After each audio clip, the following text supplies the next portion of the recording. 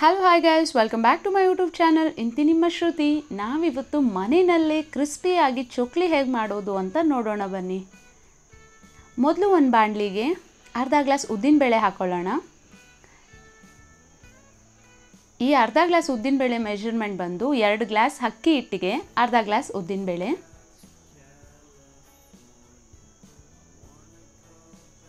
ಇದನ್ನು ತುಂಬ ಫ್ರೈ ಮಾಡ್ಕೊಳ್ಳೋದು ಬೇಡ, ಜಸ್ಟ್ ಅದು ಘಮ ಬರೋವರೆಗೂ ಅಷ್ಟೇ.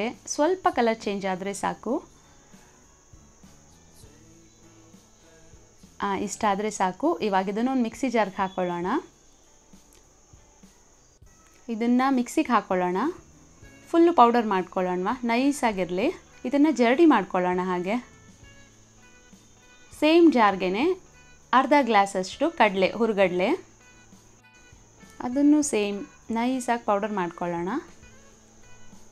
ಇಷ್ಟಾದರೆ ಸಾಕು. ತರಿ ತರಿ ಇದ್ದರೆ ಚೋಕ್ಲಿ ಒಡೆದೋಗೋ ಚಾನ್ಸಸ್ ಇರುತ್ತೆ, ಅದಕ್ಕೆ ಜರಡಿ ಮಾಡ್ಕೊಂಬಿಡೋಣ ಅದನ್ನು. ಹಾಗೆ 2 ಗ್ಲಾಸ್ ಅಕ್ಕಿ ಹಿಟ್ಟು ಹಾಕ್ಕೊಳ್ಳೋಣ.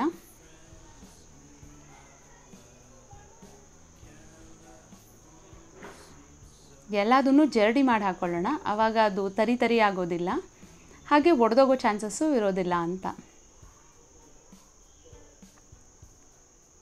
ಈಗ ಇದಕ್ಕೆ 1 ಸ್ಪೂನ್ ಖಾರದ ಪೌಡರ್ ಹಾಕ್ಕೊಳ್ಳೋಣ. ಹಾಗೆ ಅರ್ಧ ಸ್ಪೂನ್ ಜೀರಿಗೆ,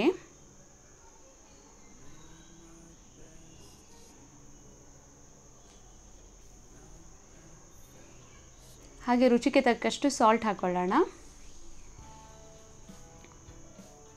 ಎಳ್ಳು, ವೈಟ್ ಎಳ್ಳು ಹಾಕ್ಕೊಂಡಿದ್ದೀವಿ. ಕಪ್ಪೆಳ್ಳಾದರೂ ಹಾಕ್ಕೋಬೋದು, ಬಿಳಿ ಎಳ್ಳಾದರೂ ಹಾಕ್ಕೋಬೋದು. ಅರ್ಧ ಸ್ಪೂನ್ ಎಳ್ಳು ಹಾಕ್ಕೊಂಡಿದ್ದೀವಿ.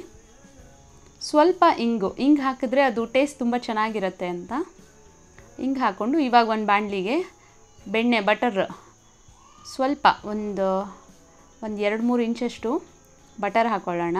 ಅದನ್ನು ಸ್ವಲ್ಪ ಬಿಸಿ ಮಾಡ್ಕೊಳ್ಳೋಣ.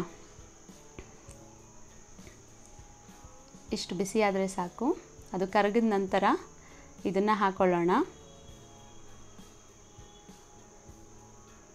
ಈಗ ಸ್ವಲ್ಪ ಮಿಕ್ಸ್ ಮಾಡ್ಕೊಳ್ಳೋಣ, ಬಿಸಿ ಇರುತ್ತೆ.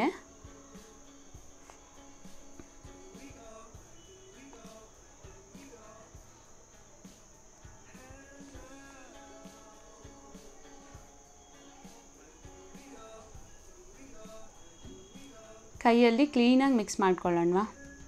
ಅದು ಗಂಟಾಗಿರಬಾರ್ದು, ಆ ರೀತಿ ಮಿಕ್ಸ್ ಮಾಡ್ಕೊಳ್ಳೋಣ.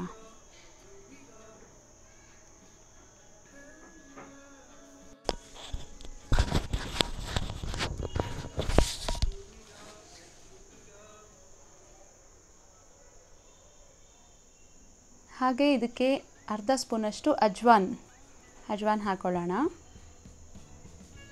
ಅದು ಟೇಸ್ಟ್ ತುಂಬ ಚೆನ್ನಾಗಿರುತ್ತೆ ಅದು ಹಾಕ್ಕೊಂಡ್ರೆ. ಹಾಗೆ ಸ್ವಲ್ಪ ಚಿಟಕಿ ಅರಿಶಿನ ಪೌಡರ್ ಹಾಕ್ಕೊಳ್ಳೋಣ. ಹಾಕ್ಕೊಂಡು ಇದು ಚೆನ್ನಾಗಿ ಮಿಕ್ಸ್ ಮಾಡ್ಕೊಳ್ಳೋಣ. ನೀರು ಅಷ್ಟೇ ಸ್ವಲ್ಪ ಹಾಕ್ಕೊಳ್ಳೋಣ. ಒಟ್ಟಿಗೆ ಜಾಸ್ತಿ ಹಾಕ್ಕೊಂಡ್ಬಿಟ್ರೆ ತುಂಬ ತೆಳ್ಳಗಾಗ್ಬಿಡುತ್ತೆ, ಆವಾಗ ಚಕ್ಲಿ ಒಡೆದೋಗುತ್ತೆ. ಸೊ ಸ್ವಲ್ಪನೇ ಹಾಕ್ಕೊಂಡು ಮಿಕ್ಸ್ ಮಾಡ್ಕೊಳ್ಳೋಣ.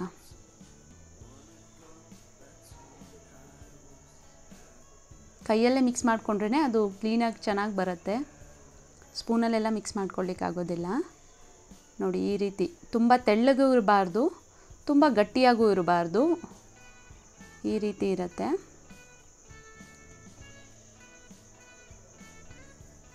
ಇದಕ್ಕೆ ಒಂದು ಲಿಡ್ ಕ್ಲೋಸ್ ಮಾಡಿ ಒಂದು 1/2 ಅವರ್ ಎತ್ತಿಟ್ಬಿಡಿ.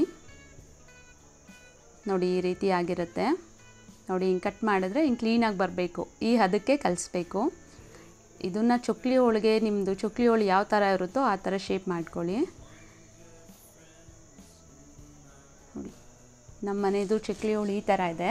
ಇದಕ್ಕೆ ಸ್ವಲ್ಪ ಎಣ್ಣೆ ಹಾಕ್ಕೋಬೇಕು, ಇಲ್ಲಾಂದರೆ ಸೈಡಲ್ಲೇ ಎಲ್ಲನೂ ಲಾಸ್ಟಲ್ಲಿ ಹಂಗೆ ಉಳ್ಕೊಂಬಿಡುತ್ತೆ. ಎಣ್ಣೆ ಹಾಕ್ಕೊಂಡು ಈ ಹಿಟ್ಟನ್ನ ಅದರೊಳಗೆ ಹಾಕ್ಕೊಳ್ಳೋಣ. ಹಾಕ್ಕೊಂಡು ಇದ್ರ ಮೇಲೆ ಚೋಕ್ಲಿ ಒತ್ತಣ್ವ.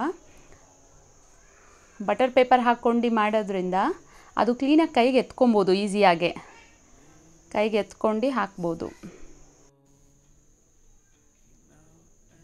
ನೋಡಿ, ನಾನು ಚಿಕ್ಕದಾಗೆ ಮಾಡ್ತಾಯಿದ್ದೀನಿ. ನಮಗೆ ಎಷ್ಟು ದೊಡ್ಡದಾಗಿ ಬೇಕೋ ಹಾಗೆ ಮಾಡ್ಕೋಬೋದು. ನೋಡಿ, ಈ ರೀತಿ ಬರುತ್ತೆ. ಬಟರ್ ಪೇಪರಿಂದ ಹಿಂಗೆ ಕೈಗೆ ಹಿಂಗೆ ಎತ್ಕೊಂಡ್ರೆ ಕ್ಲೀನಾಗಿ ಬರುತ್ತೆ ಈ ರೀತಿ ಕೈಯಲ್ಲಿ. ಎಣ್ಣೆ ಕಾದಿದೆ. ಎಣ್ಣೆನ ಲೋ ಫ್ಲೇಮಲ್ಲೇ ಇಟ್ಕೊಂಡು ಕಾಯಿಸ್ಕೋಬೇಕು. ಜಾಸ್ತಿ ಬಿಸಿ ಆಗಿಬಿಟ್ರೆ ಎಣ್ಣೆ ಸೀದೋಗ್ಬಿಡುತ್ತೆ ಮತ್ತು ಇದು ಚೊಕ್ಲಿಗಳು ಒಡೆದೋಗ್ಬಿಡುತ್ತೆ. ಸ್ಟವ್ ಯಾವಾಗಲೂ ಕಮ್ಮಿಲೇ ಇಟ್ಕೋಬೇಕು. ನೋಡಿ 2 ಕಡೆ ಬೆಂದಿದೆ ಈಗ.